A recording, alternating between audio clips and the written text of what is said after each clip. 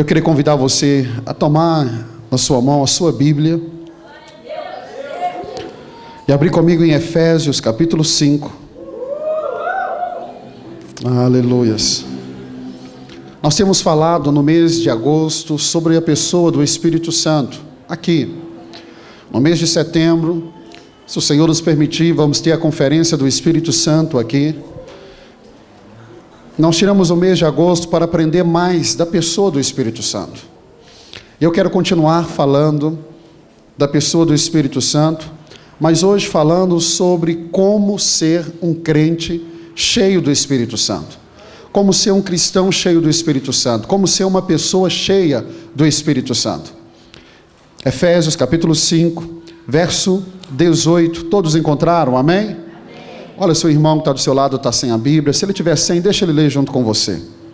Efésios capítulo 5, verso 18. A palavra do Senhor diz assim: E não vos embriagueis com vinho, no qual há dissolução, mas enchei-vos do Espírito, falando entre vocês com salmos, entoando e louvando de coração ao Senhor com hinos e cânticos espirituais, dando sempre graças por tudo a nosso Deus e Pai, em nome de nosso Senhor Jesus Cristo, sujeitando-vos uns aos outros no temor de Cristo.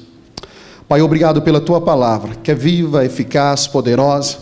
Ela é tão poderosa porque ela é como um martelo, ó Deus, que despedaça a penha. E que nessa noite essa palavra, ó Deus, encontre o nosso coração.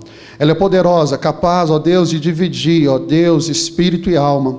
Ela é poderosa para mudar a nossa sorte, a nossa vida. Queremos aprender sobre esse enchimento do Espírito Santo.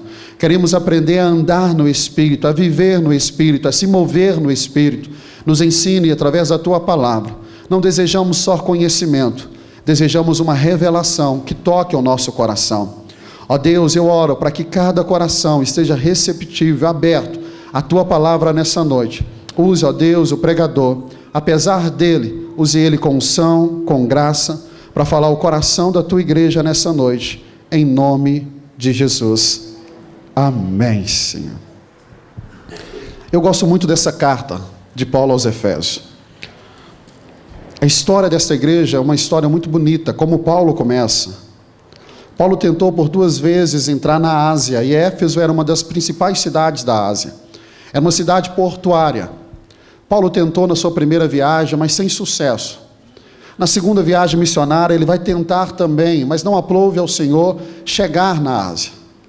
E na sua terceira e última viagem missionária, Deus vai abrir a porta para que Paulo chegue na Ásia, chegue na cidade de Éfeso. A cidade de Éfeso foi a cidade onde Paulo mais tempo permaneceu no seu ministério. Em algumas cidades, como por exemplo a cidade de Tessalônica, Paulo passou pouco mais de 1 mês. Mas a cidade de Éfeso foi um período que Paulo passou 2 anos e meio pregando o Evangelho. Paulo gerou um vínculo tão grande com esta igreja, que lá em Atos 19, 20, vai nos falar da despedida de Paulo, dos presbíteros, dos líderes, dos anciões desta igreja, e é possível perceber uma dor no coração de Paulo muito grande em deixar aquela igreja, mas ele deixa aquela igreja porque ele sabia que Deus o estava levando para Roma.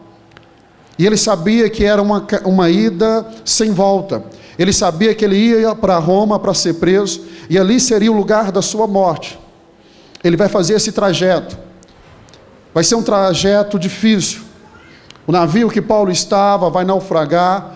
Ele vai estar com aquelas pessoas do navio em uma ilha chamada Malta. Depois de 6 meses ele é resgatado, então ele chega em Roma. Provavelmente essa viagem deve ter durado em torno de 1 ano e meio a 2 anos. Paulo chega em Roma e Paulo vai ficar preso. Em primeiro momento, em prisão domiciliar na sua casa, onde ele vai pregar o Evangelho. Em um segundo momento, ele vai ficar preso. E é nesse período preso que ele vai estabelecer talvez uma das igrejas que mais me chama a atenção, porque ele vai estabelecer a igreja do Senhor no coração do Império Romano. O império que mais perseguiu a igreja na história, o império que tentou destruir o cristianismo. Paulo vai implantar uma igreja no coração desse império.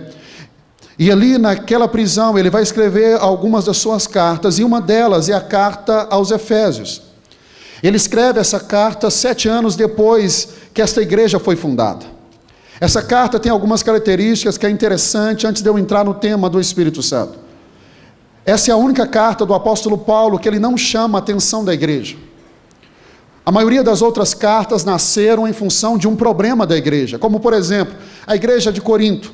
As 2 cartas que Paulo escreve à igreja de Corinto, essas cartas nascem por causa de um problema na igreja.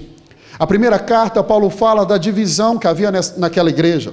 Paulo dá instrução sobre a ceia por causa da atitude daquela igreja perante a mesa do Senhor. Mas essa carta aos Efésios, em nenhum momento Paulo chama a atenção desta igreja. Muitos teólogos vão concordar comigo que esta igreja, nesse período, é considerada uma igreja perfeita, é considerado o padrão de uma igreja. Hoje, se temos uma igreja para se espelhar, é esta igreja nesse período, porque vamos ver que na história esta igreja, após aproximadamente 40 anos, ela vai perder o que ela não deveria perder, o que igreja nenhuma deveria perder, o que cristão nenhum deveria perder, o primeiro amor com o Senhor. Mas nesse período, esta igreja amava ao Senhor. E é por isso que Paulo não traz nenhuma exortação, ele não chama a atenção desta igreja, porque era uma igreja apaixonada pelo Senhor. Este livro, aos Efésios, você pode dividir em 2 partes. Os 3 primeiros capítulos, parece que Paulo, ele é um pouco mais teórico. Os 3 primeiros capítulos, Paulo começa a falar da bênção de Deus na pessoa de Cristo Jesus. E ele não fala só da bênção, mas ele fala do ato da redenção, da salvação, da transformação que só vem em Cristo Jesus. Ele vai, no segundo momento, orar pelos crentes de Éfeso. E logo depois dessa oração, ele começa a falar do pecado e da salvação que vem pela graça. E depois que ele expõe sobre a salvação, que é um ato da graça de Deus, não depende do homem, não vem da força do homem, é Deus que salva o homem. Então ele fala que o evangelho uniu gregos e judeus, a cruz de Cristo uniu todos os povos. E em Cristo, através da cruz, não há agora judeus e gentios, em Cristo somos um só, em Cristo somos uma só família, em Cristo somos a família de Deus. E depois de expor sobre essa união de crente, de gentios e judeus, de gregos e judeus, ele fala da sua vocação, do seu chamado, do seu apostolado em pregar aos gentios. E ele termina a primeira sessão, o capítulo 3, novamente orando por esta igreja.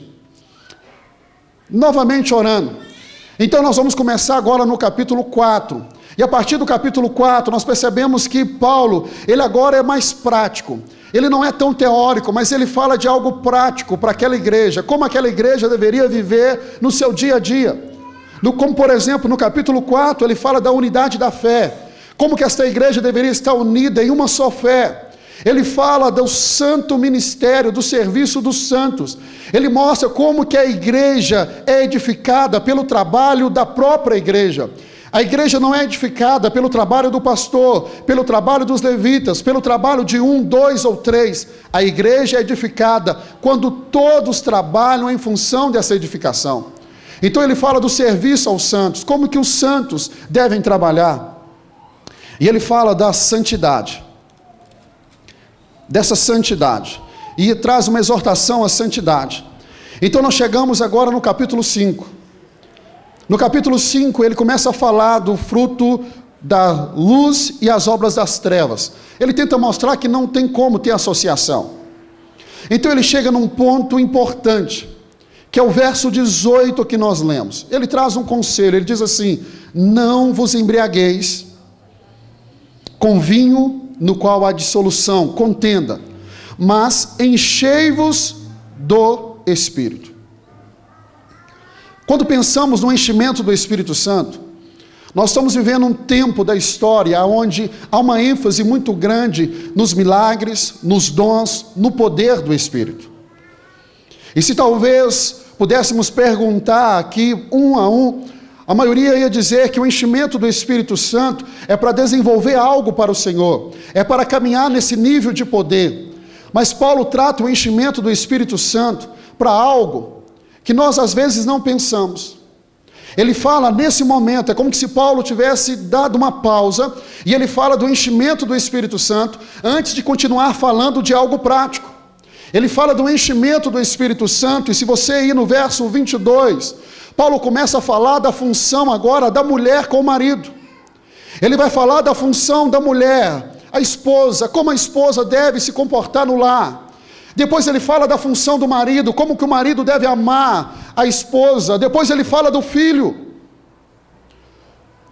E o que Paulo está tentando nos mostrar? Que é impossível exercermos o nosso papel. É impossível você, mulher, exercer o papel de esposa, de mãe, dentro de casa, dentro de um padrão bíblico, se você não for cheio do Espírito Santo.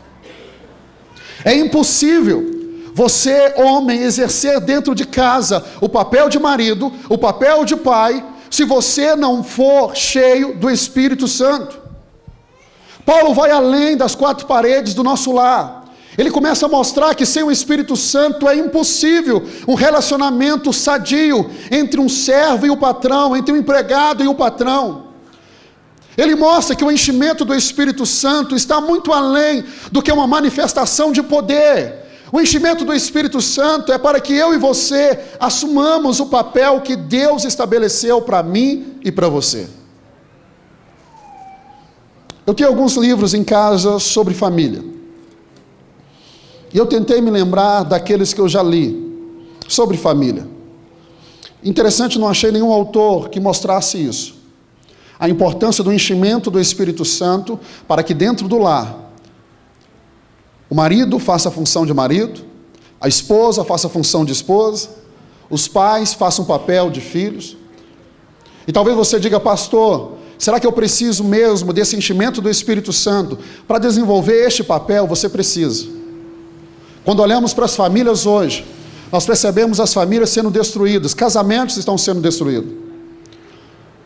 Um homem e uma mulher cheia do Espírito Santo, é impossível que o casamento dele acabe. É impossível que um filho não converse com o pai, não tenha relacionamento com o pai, se o pai é cheio do Espírito Santo. É impossível que o empregado, ele vai dar mau testemunho dentro da empresa se ele for cheio do Espírito Santo. Paulo está tentando nos mostrar isso. Esse enchimento do Espírito Santo não é somente para você desenvolver um ministério dentro da igreja. Quando nos voltamos para o livro de Êxodo, nós vamos perceber a primeira vez que o termo cheio do Espírito Santo, ele aparece. E a primeira pessoa a ser cheia do Espírito Santo não foi Moisés, não foi um sacerdote, não foi um profeta. O primeiro homem cheio do Espírito Santo foi um artesão, foi um trabalhador, foi alguém que foi cheio do Espírito Santo para desenvolver a obra do tabernáculo. Será que isso não é uma indicação para mim e para você? Que o enchimento do Espírito Santo não é somente para subir no púlpito da igreja, não é somente para desenvolver o ministério na igreja, mas o enchimento do Espírito Santo é uma capacitação para que vivamos lá fora o que Deus deseja que nós vivamos. Esse enchimento do Espírito Santo, ele vai muito além do que os dons que Paulo fala em 1 Coríntios capítulo 12. Vai muito além dos dons ministeriais de Efésios 4. Vai muito mais dos dons que ele fala em Romanos 14. O enchimento do Espírito Santo é algo vital para que eu e você caminhamos nesse mundo, expressando a pessoa de Jesus Cristo aonde nós andarmos. Mas eu quero caminhar em cima somente desses versículos 18, 19 e 20. E agora eu quero entrar propriamente na mensagem. Eu quero te levar a observar essa carta. Vamos ler alguns versículos. Efésios capítulo 1, verso 13 e 14. Olha o que Paulo diz.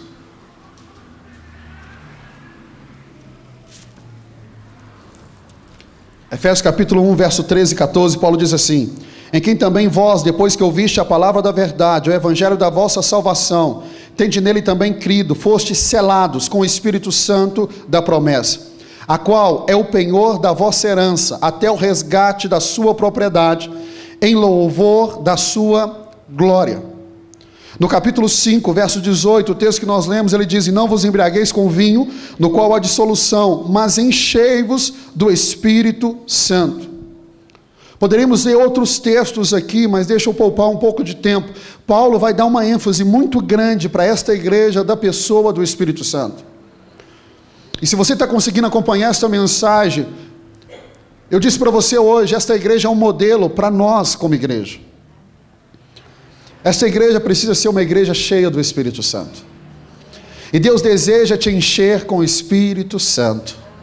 Diga para o irmão que está do seu lado: Deus deseja te encher com o Espírito Santo. Ele pode fazer isso. Ali no encontro ele fez com muitos ali. Mas Paulo traz duas advertências, duas ordens. No texto que lemos de Efésios 5,18. Uma ordem negativa e uma outra positiva.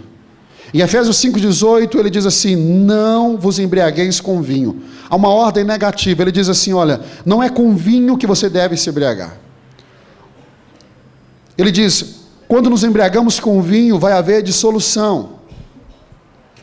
Paulo, ele começa a fazer uma certa comparação.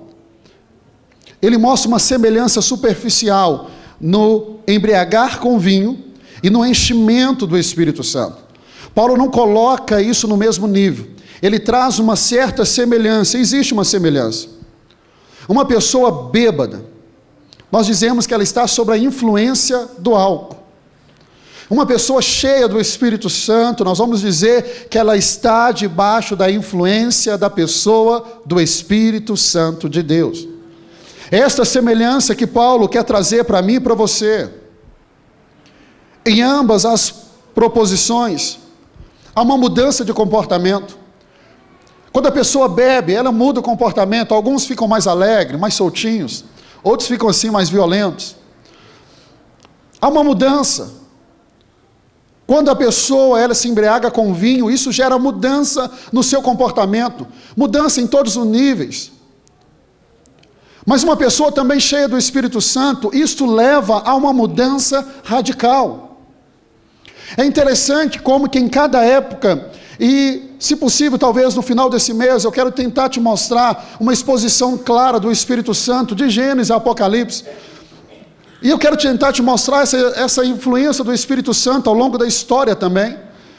Mas é interessante como que a ênfase hoje é muito no poder do Espírito.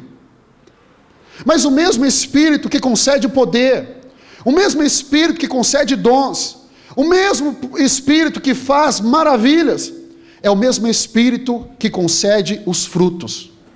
O mesmo Espírito que reveste a igreja de poder, é o mesmo Espírito que toca no caráter do cristão.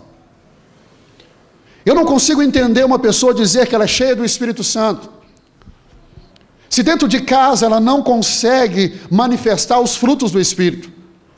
Se há um enchimento do Espírito Santo, o mesmo Espírito que vai conceder dons, e Paulo diz em 1 Coríntios 12, ele concede como ele quer, é o mesmo Espírito que também gera os frutos dele.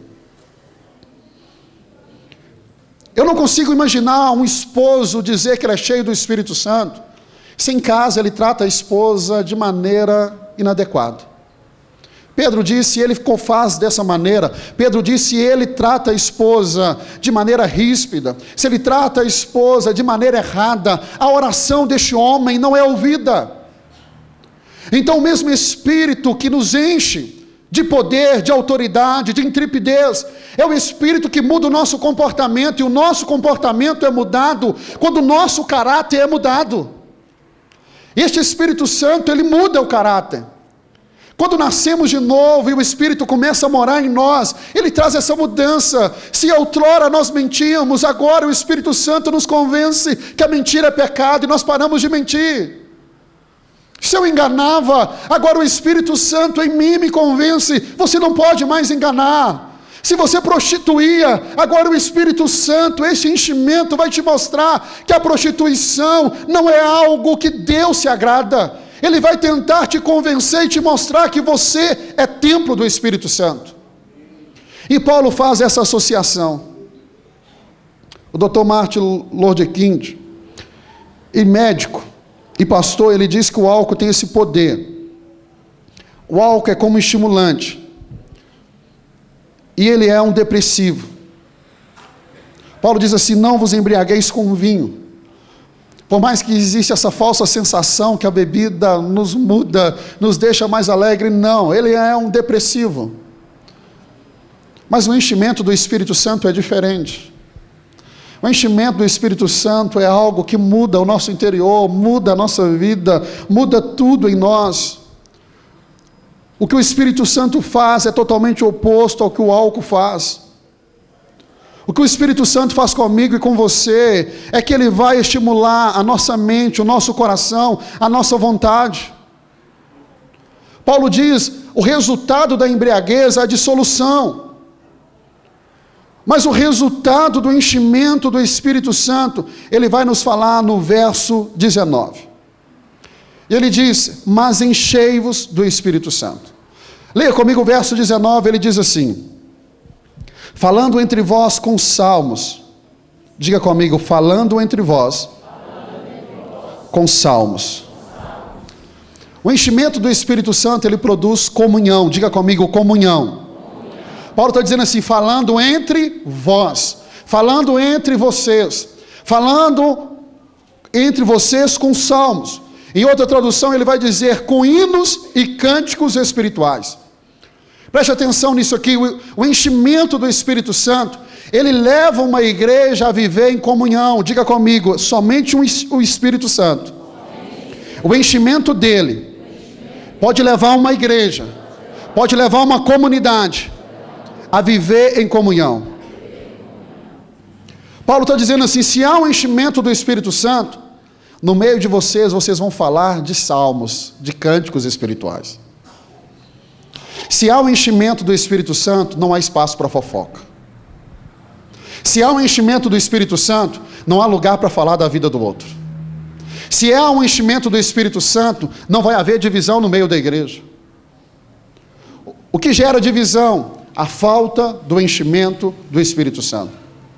Quando nós estamos cheios do Espírito Santo, nós queremos falar de coisas concernentes ao Espírito.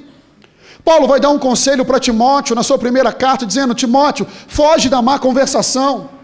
Timóteo, foge de discussões que são inúteis. Quantas vezes irmãos se juntam para discussões, para comentários inúteis? Mas uma pessoa cheia do Espírito Santo, quando ele encontra um irmão, quando ele está junto com o irmão, ele não fala de coisas da terra, ele fala de coisas do céu. Paulo diz: se tem alguma coisa que deve ocupar sua mente, se tem alguma coisa que deve ocupar sua fala, seja as coisas lá do alto.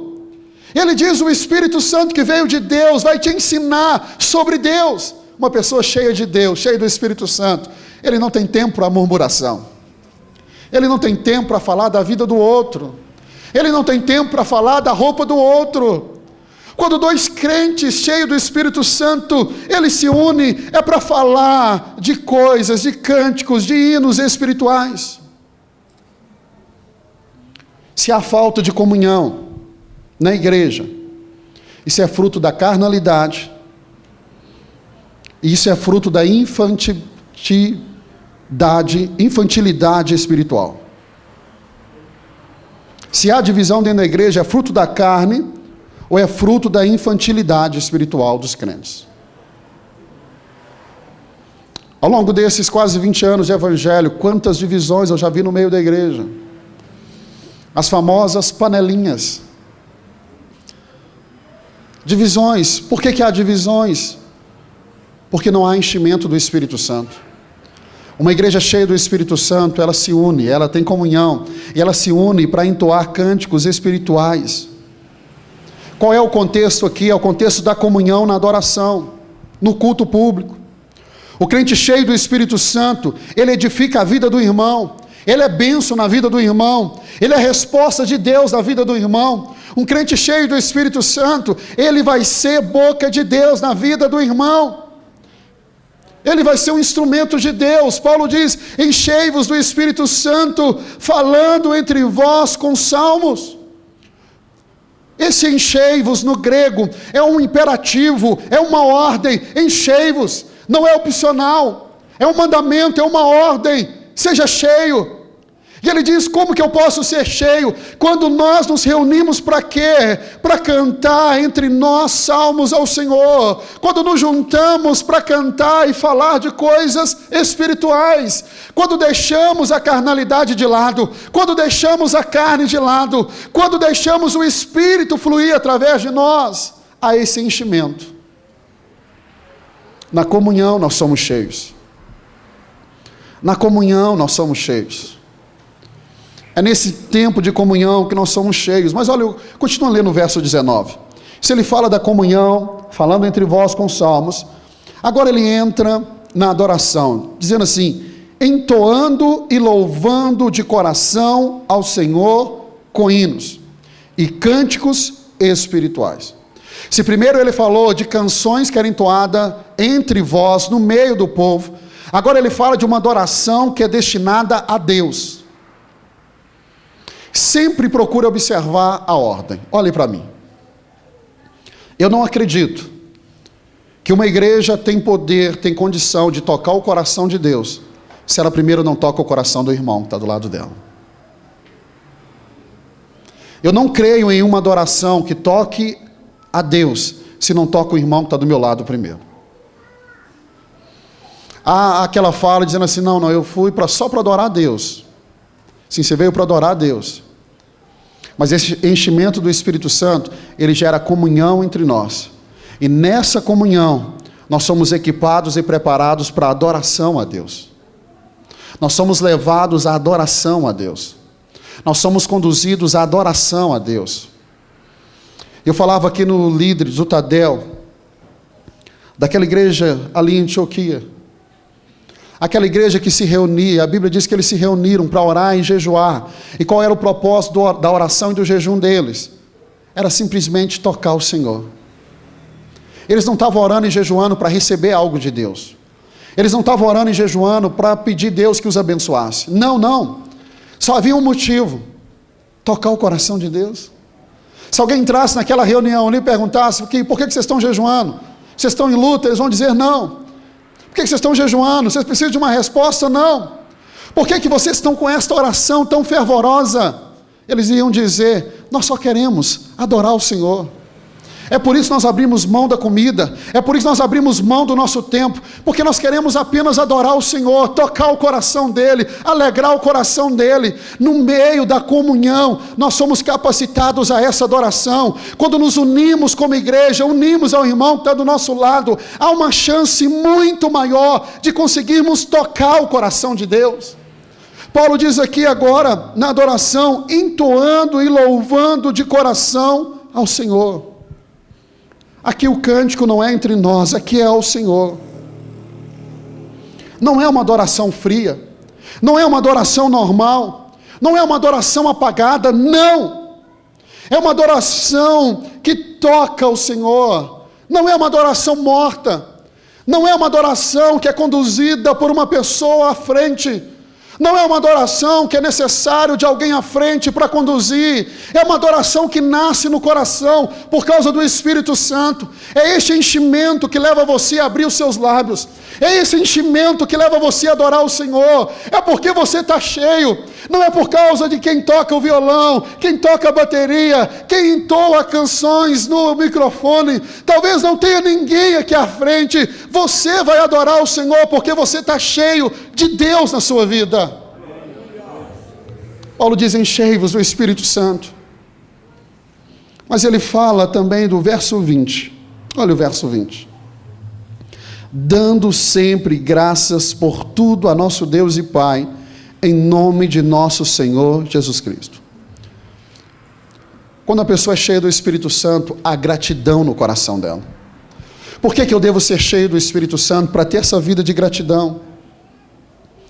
O cristão cheio do Espírito Santo, ele não se queixa, ele não murmura, mas ele é cheio de gratidão ao Senhor. Ele consegue perceber o cuidado de Deus em todas as coisas. Ele consegue ser grato ao Senhor pelas coisas simples da sua vida e pelas grandes também. Ele tem um coração grato, e porque ele tem um coração grato, o salmista diz: agrada-te do Senhor. Caminhe com esse coração grato, caminhe em gratidão ao Senhor. Se você tiver essa gratidão a Deus em tudo na sua vida, Ele vai satisfazer o desejo do teu coração.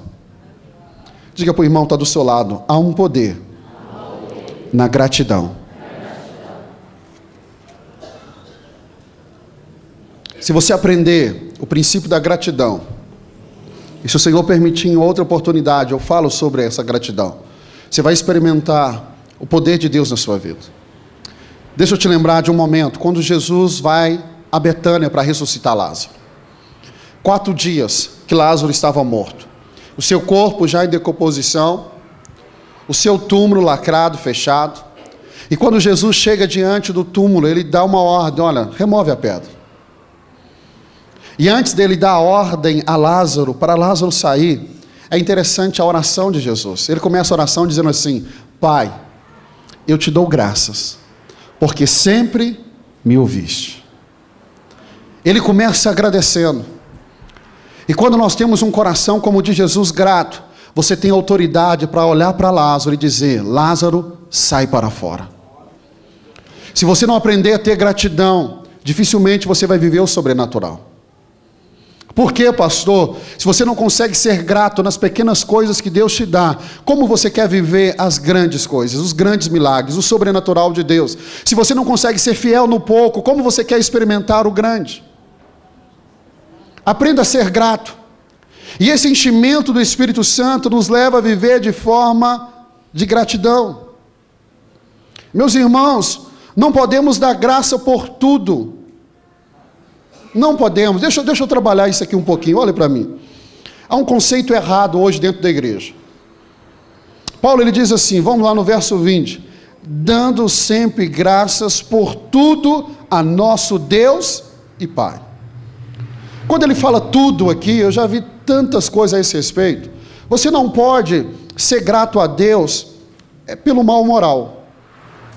Deixa eu dar um exemplo para você. Hoje, todo o Brasil, nas principais cidades, houve uma manifestação contra o atual governo. E eu vi uma postagem da Ana Paula sobre os sobrinhos dela que estavam na Praça da Liberdade. Eu tive curiosidade de ler os comentários daquela postagem. E eu percebi muitos dizendo assim: não, cristão não pode ir para a rua protestar, não. Porque é pecado se levantar contra a autoridade. Aí um colocou lá: não, se foi estabelecido como autoridade, não importa se ele faça algo bom ou algo ruim, nós não podemos falar nada. E o outro colocou, que me chamou a atenção, por isso eu me lembrei, por causa dessa mensagem. Outro disse assim: olha, aquele que estiver lá, se ele estiver fazendo coisa boa ou ruim, se estiver roubando, nós temos que dar graças a Deus por tudo. Eu disse: não, peraí, como é que eu vou agradecer a Deus porque tem um corrupto lá roubando meu dinheiro? Peraí. Há esse conceito errado que as pessoas dizem assim: você dá graças a Deus por tudo. Se vem um mal na sua vida, agradeça a Deus. Não. O nosso Deus não é um Deus que gera mal na sua vida. A vontade de Deus é boa, perfeita e agradável. A bênção de Deus não acrescenta dores, pelo contrário, ela enriquece. Você não pode dar graças a Deus por algo ruim que está acontecendo na sua vida. Ah, pastor, descobri que tem um câncer. Glória a Deus, obrigado Jesus pelo câncer. Não.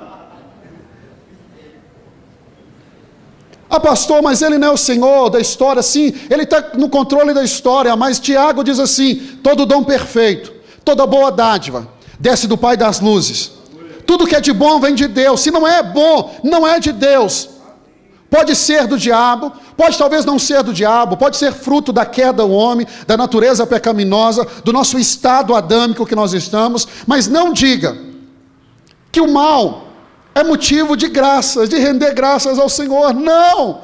O mal tem que gerar indignação em mim e em você.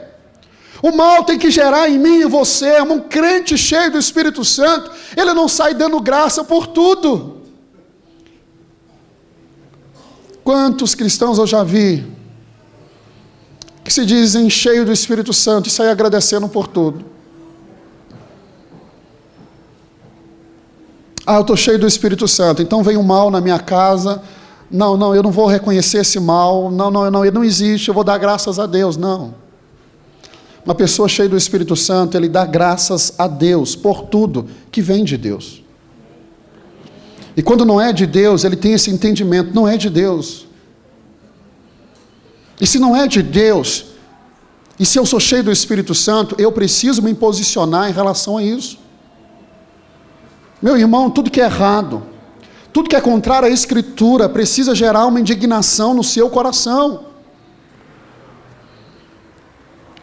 Tudo bem que nós como igreja, temos aí pouco mais de 2 séculos no Brasil de igreja. Mas nós como igreja não podemos ser esta igreja... Não podemos, nós temos que ser, meus irmãos, crente cheio do Espírito Santo. Está no tempo de abrirmos a nossa cabeça, está no tempo de gerar indignação por tudo que é errado. Você não pode acostumar, pastor, de frente à minha casa tem um ponto de drogas, eu vou dar glória a Deus por isso. Não, você tem que levantar a sua mão todo dia, abençoar aquele lugar e dizer, não, esse ponto de droga vai fechar, vai ser estabelecida a casa do Senhor, um ponto de pregação, um ponto da glória do Senhor. Eu não posso chegar ali, olhar para Brasília e ver uma corrupção e agradecer a Deus quando o país está indo de mal a pior. Eu preciso levantar minha mão e condenar o pecado. Eu preciso ser, meus irmãos, talvez como Amós. Amós é conhecido como o megafone de Deus, porque ele levanta contra a impunidade, ele levanta contra aquilo que é mal, e ele sai pelas ruas de Jerusalém gritando e condenando. Isso é errado. Paulo diz, dá graças a Deus por tudo, a nosso Deus e Pai. Dá graças a Deus a tudo que vem de Deus. Tudo que vem de Deus. É agradecer a Deus pelas coisas que o Senhor faz, não por aquilo que Ele não faz. Um crente cheio do Espírito Santo, ele é grato ao Senhor.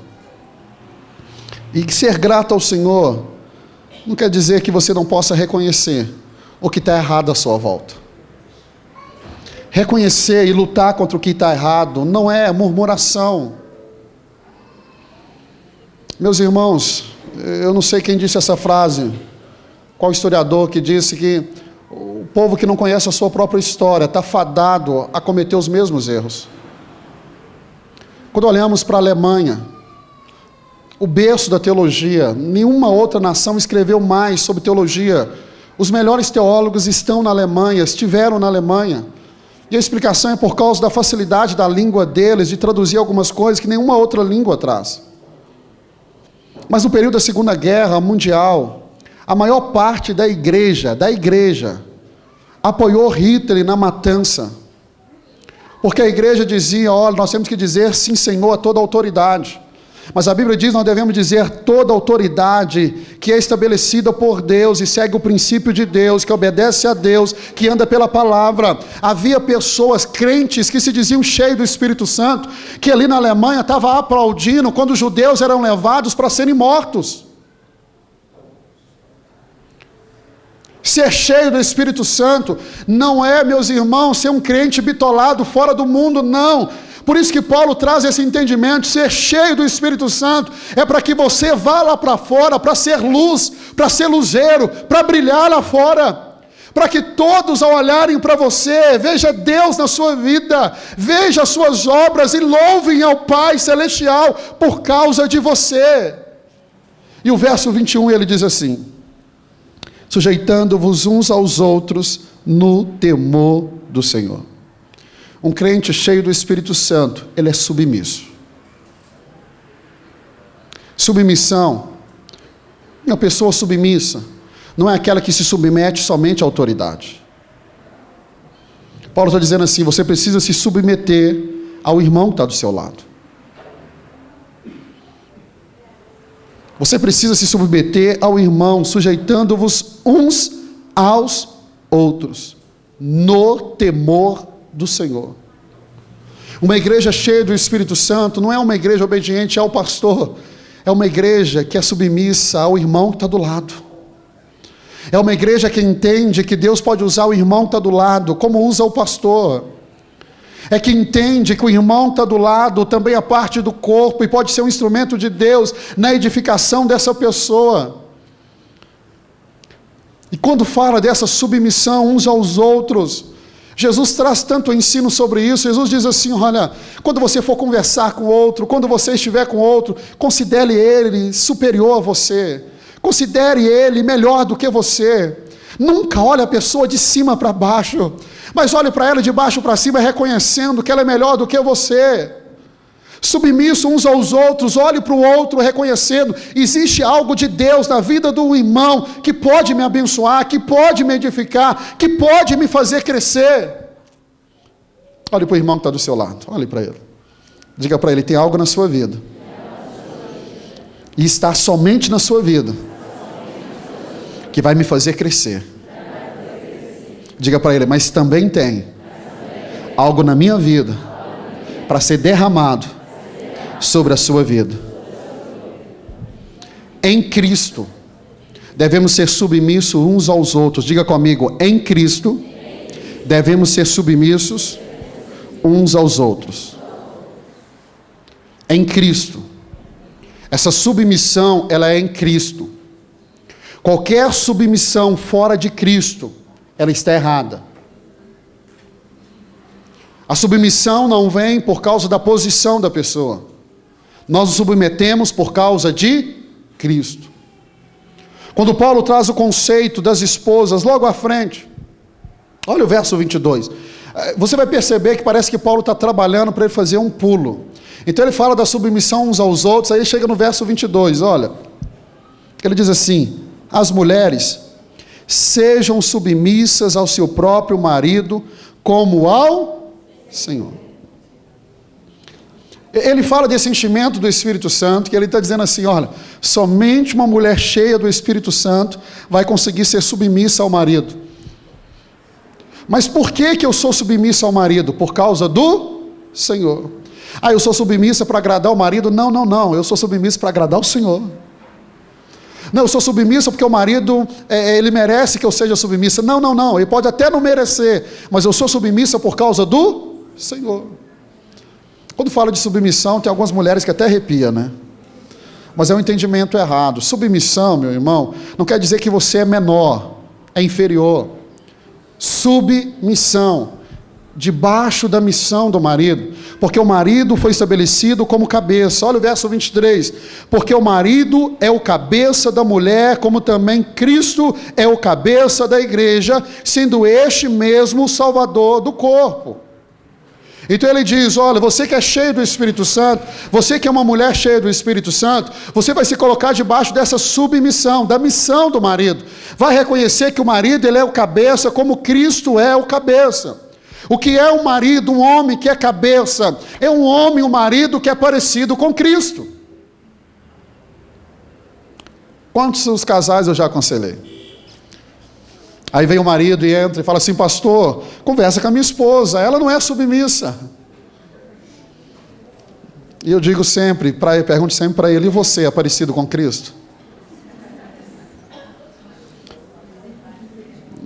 Eu falei: se você não for parecido com Cristo, meu irmão, como é que ela vai submeter? Eu lembro de um momento assim, que às vezes a gente precisa dar um choque, né? Entrou um casal e o marido começou a falar, e ele pegava texto bíblico, e ele lia, e não deixava eu ler, e lia. Aí ele caiu nesse aqui, e já havia falado do comportamento dele. Ele diz assim: olha aqui, pastor, olha, Efésios 5:22, porque o marido é o cabeça da mulher, como também Cristo é o cabeça da igreja, sendo este mesmo o Salvador. E ele batia no pé e dizia: não, eu sou o cabeça lá de casa, ela tem que me submeter. Eu falei com ele: dá uma pausa, deixa eu só perguntar uma coisa para sua esposa. Ele diz: não, pastor, o senhor concorda comigo? Eu falei: em parte. Deixa eu só fazer uma pergunta para sua esposa. Não, pastor, você tem que concordar comigo. Eu falei: não, deixa eu fazer só uma pergunta, pelo amor de Deus. Ele disse: então pergunta. Eu perguntei: minha irmã, com quem que ele parece? Com Jesus ou com cão? Ela diz: ao pastor, é com cão. Eu falei: meu irmão, não dá para ela se submeter ao diabo. Olha o que Paulo está dizendo: seja cheio do Espírito Santo, para que você desenvolva dentro de casa um relacionamento saudável. O enchimento do Espírito Santo é para te capacitar a andar neste mundo. Talvez não vai dar tempo, mas quando você observa Jesus cheio do Espírito Santo, para onde que o Espírito Santo levou ele? Para o deserto. Não levou ele para o ministério. Tem pessoas que dizem, pastor, estou pronto para o ministério, já estou cheio. Eu sempre digo, ser cheio não é condição para o ministério. Eu lembro que um jovem aqui da igreja perguntou qual é a condição. Eu disse, é muito mais do que cheio. Você precisa andar no poder do Espírito, caminhar no poder do Espírito. Porque Jesus, depois de cheio, foi para o deserto, jejuou 40 dias. E quando ele sai do deserto, ele não sai cheio, ele sai no poder do Espírito. Já não é um enchimento, é transbordando. O enchimento é para te ensinar, é para te levar a ser um marido melhor, uma esposa melhor, um filho melhor, um empregado melhor. É para fazer de mim e de você pessoas melhores. Por que precisamos ser cheios do Espírito Santo? Para que eu e você sejamos cada dia homens e mulheres melhores, parecidos com Cristo Jesus. Mas eu quero caminhar para o final, deixa eu pular um pouco aqui. Verso 18, leia de novo comigo. Eu vou ler e você vai repetir após mim. Vamos lá? E não vos embriagueis com vinho, no qual há dissolução, mas enchei-vos do Espírito Santo. Mais uma vez diga, mas enchei-vos do Espírito Santo. Eu quero terminar aqui, me dê mais alguns minutinhos. A palavra enchei-vos, no grego, ela é muito sugestiva por algumas razões. Primeiro, no grego, essa palavra enchei-vos, ela está no imperativo. Enchei-vos. O que quer dizer imperativo? É uma ordem, não é opcional. É uma ordem, não é opcional. Enchei-vos do Espírito Santo, é uma ordem. Essa palavra no grego está no imperativo, é uma ordem. Se é uma ordem, é um mandamento, não é opcional. Tem coisas na Bíblia que é opcionais. Tem coisas na Bíblia que eu posso escolher. Tem outras que são mandamentos. Não depende de mim. Eu não tenho direito de escolha. Eu só tenho que dizer, sim, Senhor, Deus, eu vou obedecer. E aqui está uma, enchei-vos, não é uma alternativa. Ser cheio não é uma alternativa. E quando Paulo usa essa palavra nesse imperativo, dando uma ordem, isso quer nos trazer uma atenção que Paulo está tentando nos mostrar que ser cheio do Espírito Santo é algo que vai muito além de uma experiência do Espírito Santo. É algo que pode determinar a sua salvação em Cristo Jesus. Eu não estou dizendo que uma pessoa só é salva se ela é cheia, não é isso. Eu estou te mostrando que é uma ordem, por ser uma ordem, não é opcional. Não ser cheio do Espírito Santo, entenda, se é uma ordem, não ser cheio do Espírito Santo, não obedecer essa ordem, é no mínimo perigoso. E eu vou usar essa expressão, no mínimo perigoso, porque muitos teólogos defendem isso, não é o que eu defendo. Para mim, não ser cheio do Espírito Santo é pecado. E por que eu creio que é pecado? Paulo diz assim, se você não faz o bem, você comete o pecado. Quantos aqui acreditam que ser cheio do Espírito Santo é algo bom? É uma ordem. E nós só percebemos isso quando vamos analisar esse termo mais a fundo. Essa palavrinha nos mostra uma outra coisa, não é só uma ordem, essa palavra está no plural. Ela diz assim, enchei-vos do Espírito. E por estar no plural, é uma ordem endereçada à totalidade da comunidade cristã. Ele não está falando do líder, ele não está falando do pastor, ele não está falando do presbítero, ele não está falando do líder de célula. Quando ela está no plural, está se referindo a toda a comunidade. Ser cheio do Espírito Santo, primeiro, está no imperativo, é uma ordem. Segundo, está no plural, é para todos serem cheios. Diga comigo, é para todos serem cheios.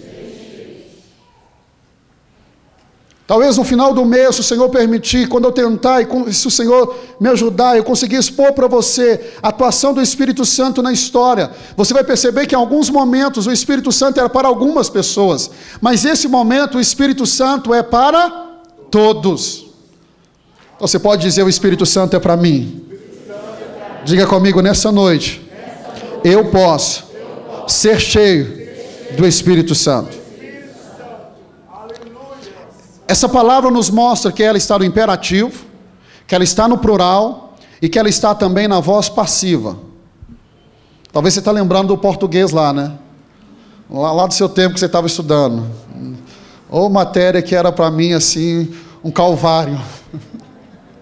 Gostava muito de matemática, meus irmãos. Mas é importante para que você entenda, está na voz passiva. Isso aqui é muito interessante, por quê? Porque quando você lê esse texto e você lê assim: mas enchei-vos do Espírito Santo. Se você olhar só no português, você vai achar que ser cheio do Espírito Santo, ele depende do seu esforço. O que eu tenho que fazer para ser cheio? Como é que eu posso me esforçar? E talvez você já estava pensando aí: pastor, me dá uma receita aí, como é que eu faço? Não, quando ela está na voz passiva, e nós percebemos isso no grego, está nos mostrando que não é algo que depende de mim. A melhor tradução, a NVI traz assim um pouquinho melhor, seria o quê? Deixai-vos ser cheio do Espírito Santo. Ou poderia ser traduzido assim: deixai o Espírito Santo te encher. Não é algo que você faz, não depende da sua força, não depende do seu mérito, é uma obra que vem dele, é ele que enche. Não é na força, não é na violência, mas é pelo Espírito Santo de Deus. Por isso está na voz passiva. Não depende tanto de mim, depende de Deus. Eu me lembro que no começo da minha caminhada, falava do Espírito Santo, e eu queria ter uma experiência com o Espírito Santo. Aí fui perguntar a um jovem que tinha essa experiência. Eu falei com ele: como é que eu sou batizado no Espírito Santo? Ele falou assim: olha, vou te dar a dica. Você começa falando glória, aí você vai falando bem rápido, bem rápido, bem rápido. Na hora que você assustar, você está falando em línguas. Eu falei: não, eu vou enrolar minha língua. Isso não é batismo do Espírito Santo. Isso não é ser cheio do Espírito Santo. Paulo está dizendo assim: esse enchimento vem dele. É ele que enche. É ele que te enche. Não depende de você. Não depende do seu esforço. Não há nada que eu possa fazer para fazer o Espírito Santo me encher. Quando os apóstolos estavam ali sendo usados por Deus, a Bíblia fala de um homem chamado Simeão. Eu acho que é Simeão mesmo, mágico. Simão o mágico. E ele viu os apóstolos orando. Ele observou Pedro. Pedro chegava, quando Pedro impunha as mãos, as pessoas eram batizadas no Espírito Santo. Aí ele chamou Pedro de lado e falou: Pedro, vem cá, aqui. Quanto que você quer para me dar esse poder? Quanto que você quer para me dar esse poder, para que onde eu colocar a mão, as pessoas sejam cheias? Pedro olha para ele e diz assim: você não tem parte nesse ministério, você não entendeu esse ministério, não depende de mim, mas é você que está pondo a mão. Sim, eu estou pondo a mão, mas não é obra minha, não é fruto meu, não sou eu que encho, não sou eu que opero o milagre, eu sou apenas um canal, eu sou como um bisturi na mão do médico. Quem faz a operação não é o bisturi, ele só é um instrumento. Sem o médico ele não passa de um bisturi, não tem valor algum. Entenda isso: sem ele, sem o Espírito Santo, eu e você não somos nada. E quando a gente vê alguém cheio do Espírito Santo, a gente pensa assim: nossa, esse é poderoso. Ele é só um canal. E quando você entender que você é só um canal, aí ele vai poder te usar. Porque quando você entender isso, você não vai pegar a glória para você. Você não vai bater no peito e dizer: está vendo como é que eu sou poderoso? Não. Quando você tem esse entendimento e ele começa a te usar, você fica constrangido. É esse sentimento que você tem. Você fala assim: Deus, há tantas pessoas melhores, mas o Senhor vai usar a mim. Você fica constrangido porque você entende, não depende de você, não é fruto seu, não é obra sua, é obra de Deus. É Ele que enche.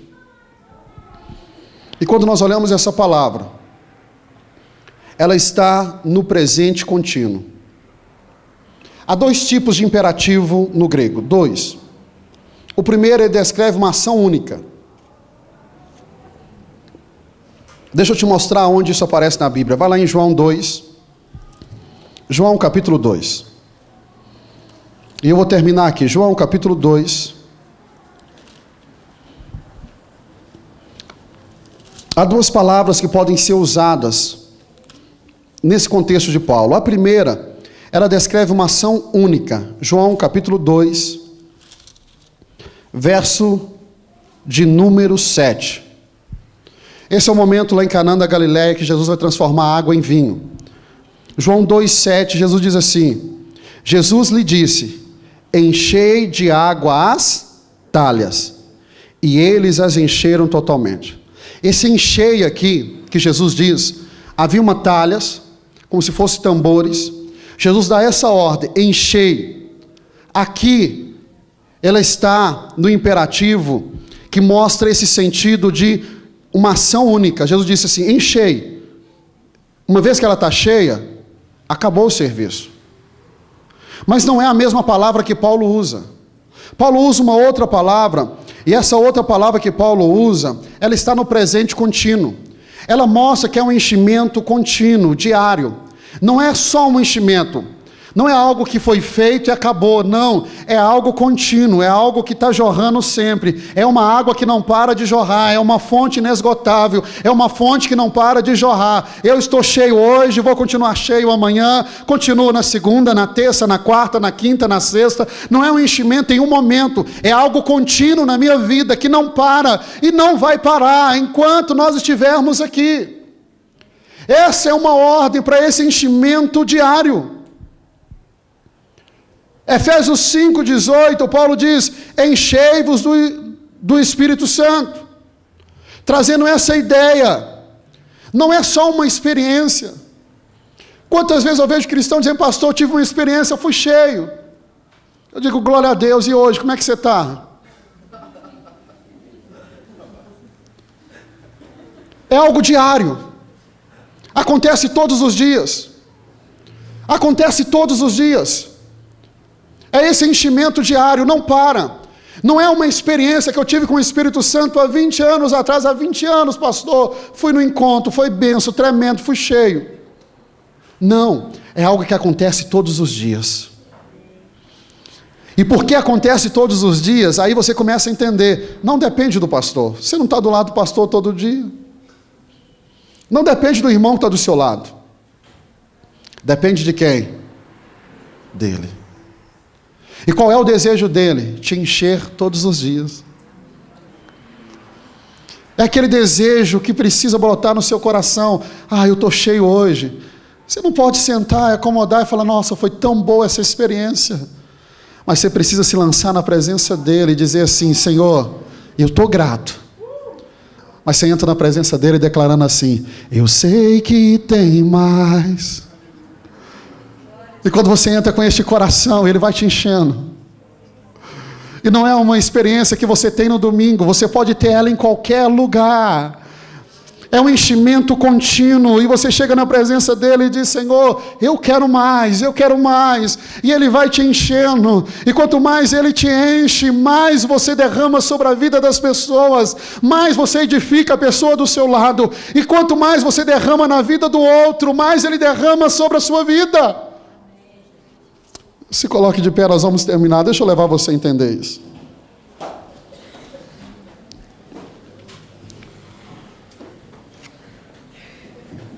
Se você conseguiu me acompanhar,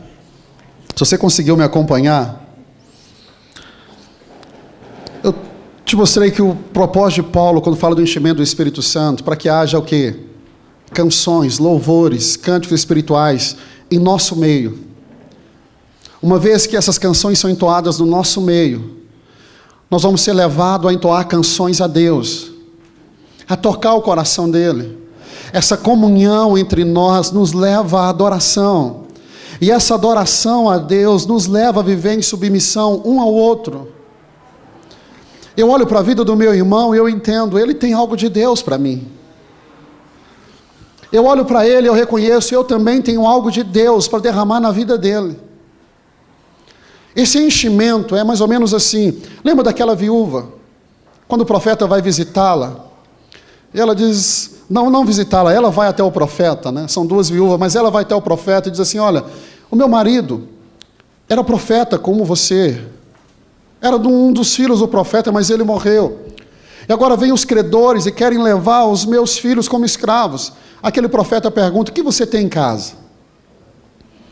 Ela diz assim: eu tenho uma botijinha de azeite. Então ele dá uma ordem, ele diz assim: vai nas vizinhanças e busque vasilhas vazias. Pegue muitas vasilhas, mas vazias. E ele diz: entra para dentro da sua casa. E juntamente com seus filhos, vai derramando este azeite, este óleo. E um dos símbolos do Espírito Santo na Bíblia é o azeite, é o óleo. E a Bíblia diz que à medida que ela derramava naquelas vasilhas vazias, o azeite ia multiplicando. E enquanto havia vasilhas vazias, o azeite jorrava. Diga para o irmão que está do seu lado: enquanto houver vasilhas vazias no nosso meio, o azeite não vai parar de jorrar. A igreja é assim. Paulo está dizendo assim: você ouviu aqui, é uma ordem para que todos, está no plural, todos vocês sejam cheios. Mas quando todos nós estivermos cheios, pastor, vai chegar num culto de domingo, e Deus vai salvar mais pessoas. E mais vasilhas vazias vão entrar. E enquanto tiver vasilhas vazias, o azeite vai multiplicar. Enquanto houver pessoas do seu lado que ainda não estão sendo cheios, você pode derramar do azeite que está na sua vida sobre a vida dela. É tão linda a visão do ministério, porque quando eu ministro na vida do outro, o que o pastor Ricardo disse aqui no período da canção da oferta? Ele disse: nós vamos para o encontro na expectativa de ministrar na vida do outro, mas nós somos muito mais ministrar, porque o princípio bíblico é esse: é melhor dar do que receber. E quanto mais você dá, mais você derrama na vida do outro, mais Deus derrama sobre você. Sabe por que às vezes nós deixamos de ser cheios? Porque nós achamos que está bom, está pronto, não cabe mais. E quando você diz: Deus, não quero mais, Ele não vai trazer mais. Mas quando você entra na presença dEle, dizendo: Senhor, me encha. E quando você entende que Ele te enche, Ele te capacita para você ser um marido melhor, uma mulher melhor, um filho melhor, um empregado melhor, um cidadão melhor. Então você vai viver a realidade do chamado de Deus, aonde Deus te plantar, sendo uma pessoa melhor, sendo luz, fazendo diferença. E aí você entende a necessidade de ser cheio continuamente, porque todo dia os desafios estão aí, diante de você. Este é o chamado do Senhor, para sermos cheios. Deus tem nos chamado para sermos uma igreja cheia, uma comunidade cheia. Em Lagoinha Estoril nós caminhamos em cima de 3 princípios: comunhão, oração e ensino da palavra. Você nunca vai me ver aqui no culto de domingo pregando uma mensagem básica. Você sempre vai me ver te levar um pouco mais profundo nas Escrituras. Porque quanto mais profundo você for na Escritura, mais profundo você vai ir na oração, mais profundo nós iremos na comunhão. Se hoje você entrou aqui, as águas estão dando nos pés, no tornozelo, você sempre vai ser convidado a andar mais um pouco e ver essa água aumentando. Quando ela chegar no joelho, nós vamos te convidar: se lança mais um pouquinho, ao ponto de você ver essa água chegando nos lombos. Então você vai ser convidado a ir um pouco mais profundo, até você entender que você precisa se lançar nesse rio, no rio do Espírito, viver no Espírito, andar no Espírito. Tudo que você for fazer é diante da presença do Espírito Santo, movido por Ele, agitado por Ele, conduzido por Ele. Deixa eu te dizer, isso é possível viver assim. Basta desejarmos ser cheios dEle, cheios dEle. Eu queria orar por você. Eu queria convidar você a fechar os seus olhos.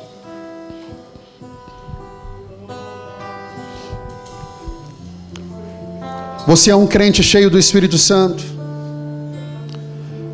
Os sinais da plenitude do Espírito têm sido vistos em sua vida. Você tem adorado a Deus? Como está a sua adoração a Deus? Como está o seu relacionamento com seus irmãos? Você tem sido grato a Deus? Você tem sido uma pessoa que sujeita as autoridades do outro? Você é um cristão que tem feito a obra de Deus? Se em alguma dessas perguntas você disse não, então é porque você precisa ser cheio do Espírito Santo.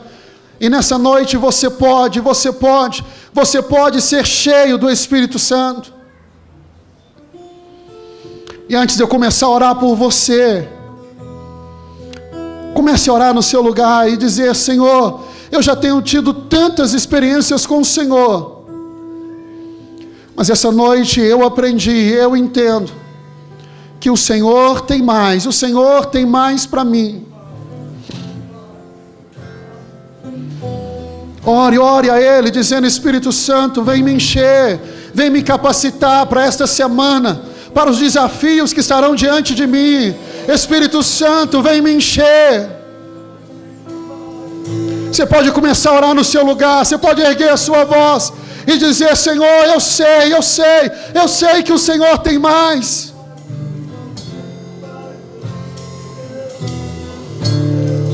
Diga: eu quero experimentar mais do Senhor. Aleluias. Oh, Senhor.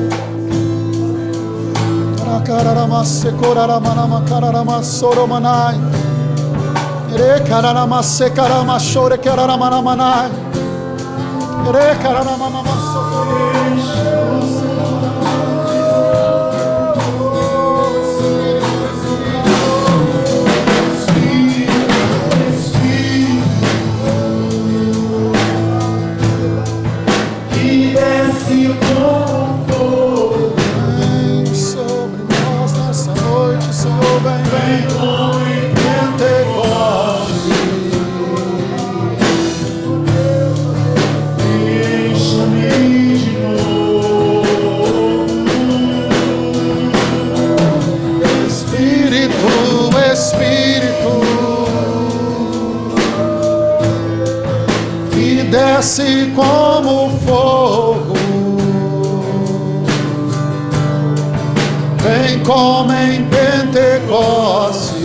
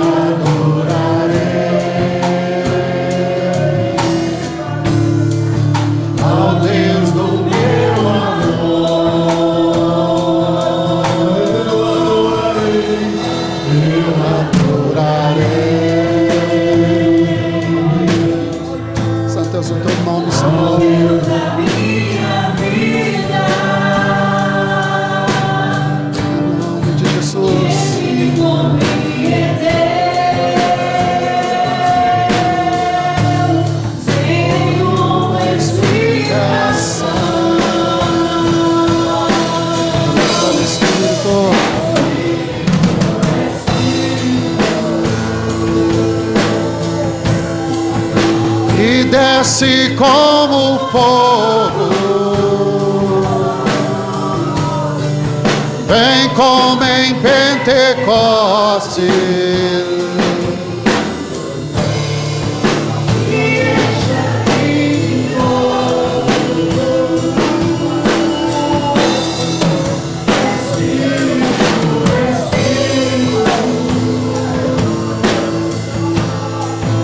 e desce como fogo,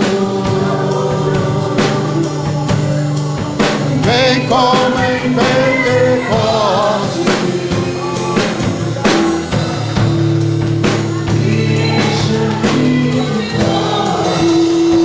Você pode declarar comigo assim: e encha-me de novo, e encha-me de novo, e encha-me de novo, Espírito de Deus,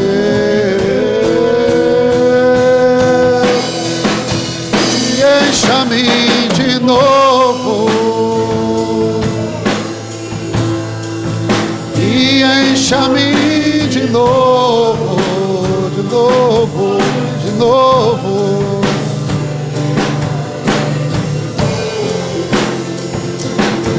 Espírito,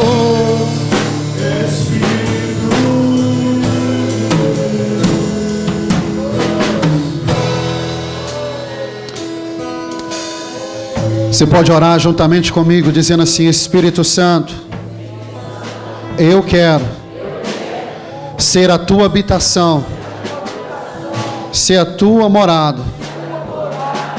Espírito Santo, a tua palavra diz que o Senhor só pode morar em mim se Jesus for o meu Senhor e o meu Salvador. Nessa noite eu tomo a melhor decisão da minha vida, a decisão de receber Jesus como Senhor e como meu Salvador. Eu te agradeço, Deus, por ter o meu nome escrito no livro da vida. E eu que um dia andei na tua presença, fui cheio do teu Espírito, mas me afastei. Arrependido eu volto para estar na tua presença novamente, cheio do teu Espírito, em nome de Jesus. Permaneça com os teus olhos fechados. Talvez hoje foi a primeira vez que você veio a Lagoinha Estoril. Alguém te convidou, te trouxe a este lugar. E hoje pela primeira vez você fez esta oração, convidando Jesus para ser o seu Senhor, o seu Salvador, convidando o Espírito Santo a habitar em você. Ou quem sabe, um dia você esteve na presença do Senhor, experimentou desse Espírito, mas você se afastou. Mas hoje você orou dizendo: arrependido eu volto, arrependido eu volto para estar contigo. E eu quero orar por você, mas esta oração apenas eu vou fazer. E para que eu ore por você, eu queria um sinal da sua parte. Você que nessa noite pela primeira vez recebe Jesus como Senhor e Salvador, ou você que está reconciliando com Deus, para que eu possa orar por você, eu queria um sinal da sua parte. Levante a sua mão bem alto para que eu possa ver e te abençoar. Deus te abençoe no nome de Jesus. Deus te abençoe, Deus te abençoe, Deus te abençoe no nome de Jesus. Deus te abençoe no nome de Jesus. Eu quero fazer essa oração por você. Eu quero orar por você que levantou a sua mão, sem constrangimento algum. Saia do seu lugar, vem aqui à frente. Eu quero fazer essa oração por você. Você que levantou a sua mão, vem aqui. Talvez você não tenha levantado a sua mão, mas você quer tomar essa decisão. Você quer entregar a sua vida para Jesus. Você quer andar com o Espírito Santo. quer andar com Ele, quer viver com Ele, essa é a sua oportunidade, este é o seu momento. Saia do seu lugar, venha aqui à frente, eu quero orar por você. Talvez você não levantou a sua mão, mas você sabe que a melhor decisão é essa, aqui à frente, entregando a sua vida para Jesus. Saia do seu lugar, venha, mais pessoas estão vindo. Esse é um tempo de Deus, é tempo de salvação no nosso meio. Aleluias. Toda a igreja estenda suas mãos aqui à frente. Queria que mais consolidadores viessem, mais líderes de célula. Não deixe ninguém aqui sozinho, vem mais líderes de célula. Pai, nós abençoamos cada um dos nossos irmãos. Quebramos sobre a vida deles todo o poder das trevas. Declaramos, ó Deus, que começa um novo tempo. Um tempo onde o Senhor vai caminhar com eles. E como diz a tua palavra, eles serão o teu povo, e o Senhor será o Deus deles. Oramos para que este Espírito, que convenceu cada um deles, que este Espírito Santo, que começou essa obra linda, continue esta obra, até completá-la, até o dia de Cristo Jesus. E nós como igreja, recebemos cada um deles, como parte da família de Deus, da família Lagoinha Estoril, no nome de Jesus, amém e amém. Você que está aqui à frente, olhe para mim. As lágrimas não são de tristeza, mas de alegria, porque Jesus entra, e entra para mudar a história, entra para fazer algo novo. O Espírito Santo vem para fazer de você a habitação dele. Por isso Jesus disse: vocês nunca mais estarão sozinhos, porque eu estarei com vocês. Tenha essa certeza. Essa decisão de hoje muda a vida de vocês. E eu queria que vocês conhecessem um pedacinho da família que agora você faz parte. Somos uma família porque temos o mesmo Pai, o mesmo Deus. E eu queria contar até 3. E quando eu disser 3, eu gostaria que você virasse para trás para conhecer a sua nova família em Cristo Jesus. E toda a igreja vai contar comigo. Vamos lá? 1, 2, 3. Sejam bem-vindos à família de Deus.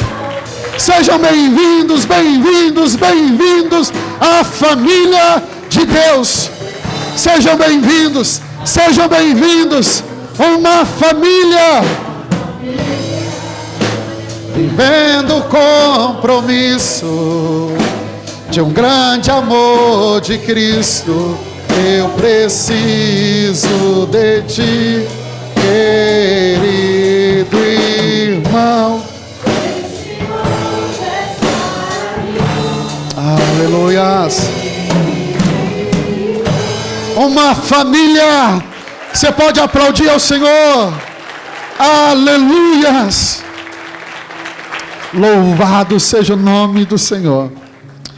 Nós queremos ter a oportunidade de poder anotar o nome de vocês, que nós queremos orar por vocês. Queremos abençoar a vida de vocês. Gostaria que vocês acompanhassem esses irmãos, para que possamos anotar o nome de vocês e orar pela vida de vocês. Meus irmãos, é muito lindo ver o que Deus está fazendo todo domingo. Todo domingo é um domingo de salvação. O Senhor começou a fazer grandes coisas no nosso meio e vai fazer.